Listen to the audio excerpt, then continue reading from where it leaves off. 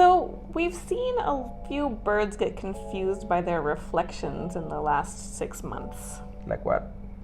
Like the jungle babbler. Oh yeah, the one with that was staring into the rear view mirror of a bike and then pecking away. Could have pecked its beak off. You joke about it, but yeah, it's pretty dangerous. And we've even Reflections are dangerous? They can be. Why are reflections dangerous? They can actually be deadly, and we did see a peacock recently confused by its own reflection, right? So it confuses them to death? No. Then how are they deadly? Well, it's kind of gruesome, but it can sever their spinal cord and paralyze them or kill them right away. Wait a second. I thought that was only for see-through windows. Nope. It can also be when they're pecking a little bit too incessantly, or rather attacking their own reflection. That's where the problem happens. Do you think they do that to water also? When they see their reflection in water, they just start pecking at it and then they get a splash of water to be like, calm down, you need to cool down a little. I don't know. We haven't spotted that though. So maybe a little bit of distortion helps. You're on the right track.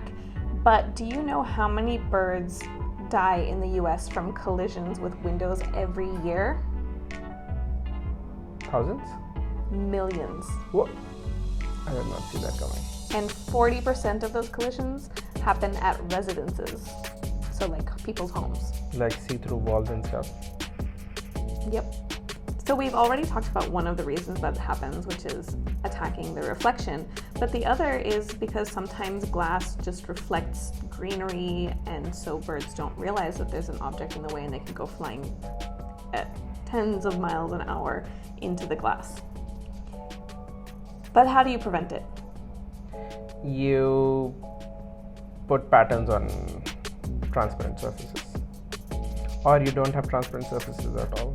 So you can put stickers on your glass windows, or not have too transparent or reflective things. Maybe you get those gradient kind of things like neutral density filter coatings and stuff. Yeah, there are lots of ways that you can make it evident to a bird that there's a barrier. You could put a sign, glass. Do not bump into it. So you can put stickers, you can put paintings, you can try and put signs. You can put hangings, like the hanging that my mom made. That would be a good deterrent. Basically. And a fun hobby. Yes, exactly. Double benefits. It's like you get extra house decoration and you're bird friendly at the same time. What's not to love? But is that the only way humans create hazardous situations for birds? Nope. There's light pollution, sound pollution, overhunting, the list goes on. Uh-oh. Is there a way you can learn more about this? Yeah, you can check out Audubon, which is a magazine and society that has lots of resources. It was also one of my first journalism internships. Oh, you've been doing this for a while.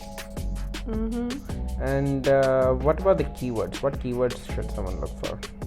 Bird friendly. Haha, bird friendly. Are you bird friendly? Neighbird is. Bird friendly. No birds were harmed in the production of this video. Ding.